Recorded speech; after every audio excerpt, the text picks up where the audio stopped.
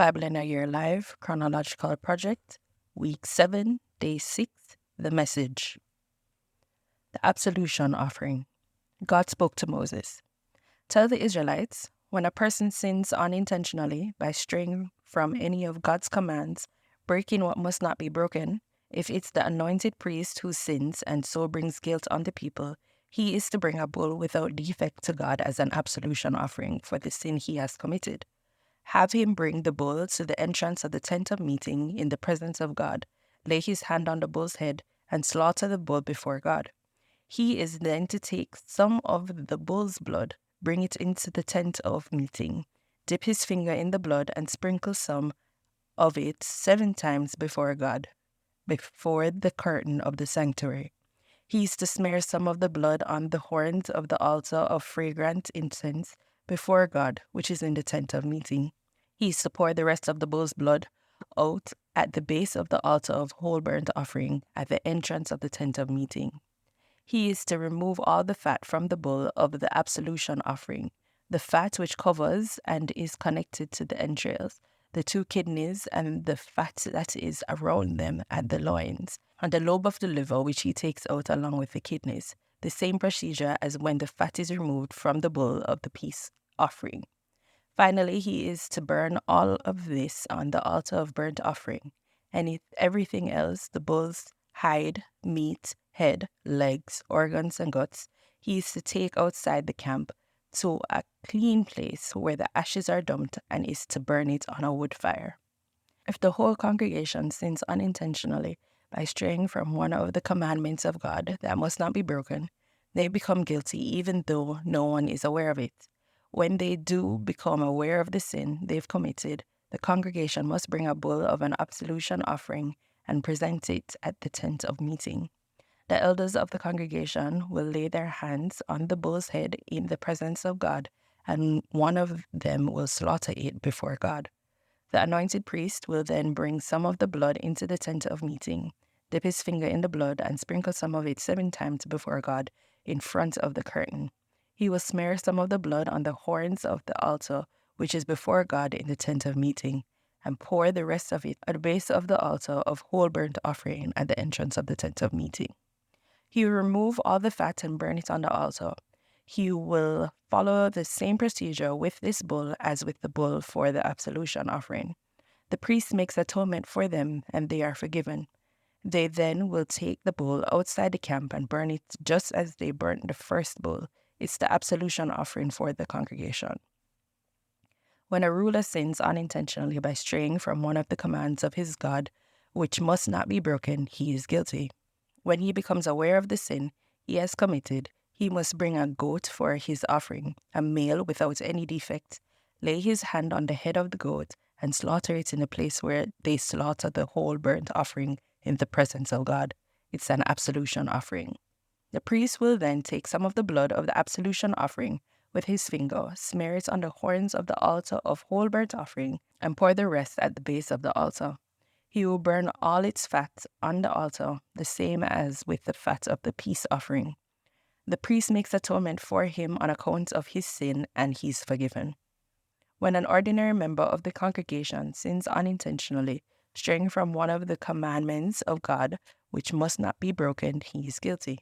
When he is made aware of his sin, he shall bring a goat, a female without any defects, and offer it for his sin.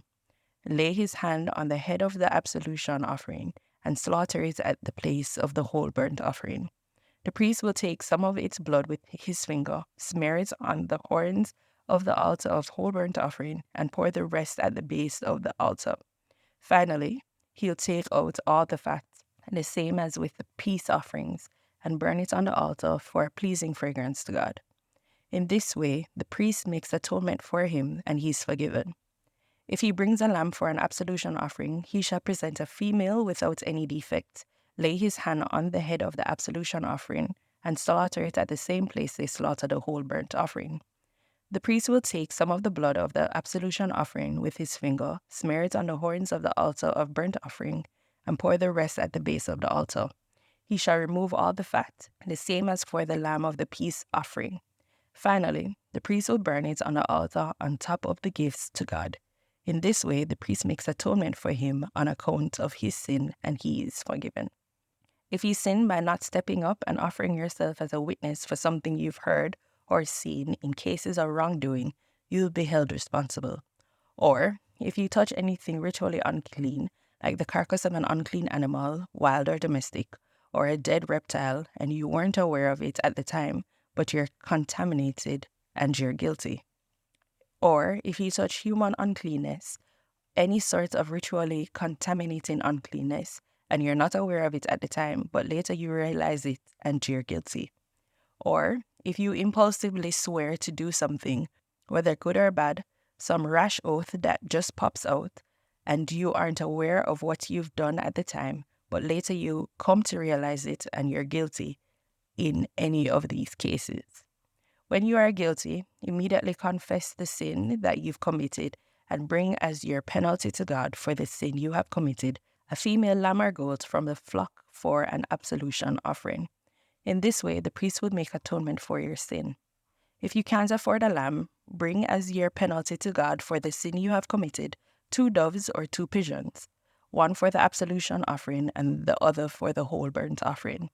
Bring them to the priest, who will first offer the one for the absolution offering. He'll wring its neck, but not sever it. Splash some of the blood of the absolution offering against the altar and squeeze the rest of it out at the base. It's an absolution offering. He'll then take the second bird and offer it as a whole burnt offering, following the procedures step by step. In this way, the priest will make atonement for your sin and you're forgiven. If you cannot afford the 2 doves or pigeons, bring 2 quarts of fine flour for your absolution offering. Don't put oil or incense on it. It's an absolution offering. Bring it to the priest. He'll take a handful from it as a memorial and burn it on the altar with the gifts for God. It's an absolution offering. The priest will make atonement for you and any of these sins you've committed, and you're forgiven. The rest of the offering belongs to the priest, the same as with the grain offering. Compensation offering. God spoke to Moses.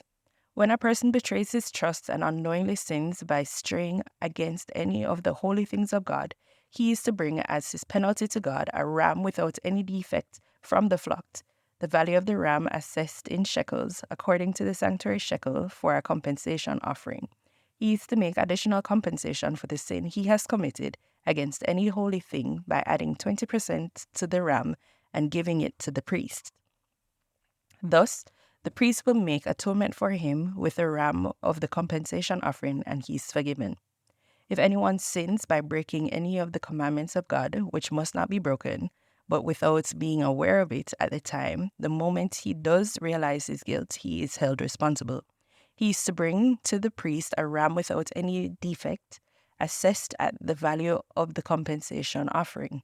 Thus the priest will make atonement for him for his error that he was unaware of, and he's forgiven. It is a compensation offering. He was surely guilty before God. God spoke to Moses. When anyone sins by betraying trust with God, by deceiving his neighbor regarding something entrusted to him, or by robbing or cheating or threatening him, or if he has found something lost and lies about it and swears falsely regarding any of these sins that people commonly commit, when he sins and is found guilty, he must return what he stole or extorted, restore what was entrusted to him, return the lost thing he found, or anything else about which he swore falsely. He must make full compensation, add 20% to it, and hand it over to the owner on the same day he brings his compensation offering. He must present to God as his compensation offering a ram without any defect from the flock, assessed at the value of a compensation offering. Thus the priest will make atonement for him before God, and he's forgiven of any of the things that one does that bring guilt. Further instructions. God spoke to Moses. Command Aaron and his sons. Tell them, these are the instructions for the whole burnt offering. Leave the whole burnt offering on the altar hearth through the night until morning, with the fire kept burning on the altar. Then dress in your linen clothes with linen underwear next to your body. Remove the ashes remaining from the whole burnt offering and place them aside the altar. Then change clothes and carry the ashes outside the camp to a clean place. Meanwhile, keep the fire on the altar burning. It must not go out. Replenish the wood for the fire every morning, arrange the whole burnt offering on it, and burn the fat of the peace offering on top of it all. Keep the fire burning on the altar continuously, it must not go out. These are the instructions for the grain offering. Aaron's sons are to present it to God in front of the altar. The priest takes a handful of the fine flour of the grain offering with its oil and all its incense and burns this as a memorial on the altar, a pleasing fragrance to God. Aaron and his sons eat the rest of it. It is unraised bread and so eaten in a holy place, in the courtyard of the tent of meeting. They must not bake it with yeast. I have designated it as their share of the gifts presented to me. It is very holy, like the absolution offering and the compensation offering. Any male descendants among Aaron's sons may eat it. This is a fixed rule regarding God's gift, stretching down the generations. Anyone who touches these offerings must be holy. God spoke to Moses. This is the offering which Aaron and his sons each are to present to God on the day he is anointed. 2 quarts of fine flour as a regular grain offering, half in the morning and half in the evening. Prepare it with oil on a griddle. Bring it well mixed and then present it crumbled in pieces as a pleasing fragrance to God. Aaron's son, who is anointed to succeed him, offers it to God. This is a fixed rule. The whole thing is burned. Every grain offering of a priest is burned completely. It must not be eaten. God spoke to Moses. Tell Aaron and his sons, these are the instructions for the absolution offering. Slaughter the absolution offering in the place where the whole burnt offering is slaughtered before God. The offering is most holy. The priest in charge eats it in a holy place, the courtyard of the tent of meeting. Anyone who touches any of the meat must be holy. A garment that gets blood splattered on it must be washed in a holy place. Break the clay pot in which the meat was cooked. If it was cooked in a bronze pot, scour it and rinse it with water. Any male among the priestly families may eat it. It is most holy. But any absolution offering whose blood is brought into the tent of meeting to make atonement in the sanctuary must not be eaten. It has to be burned.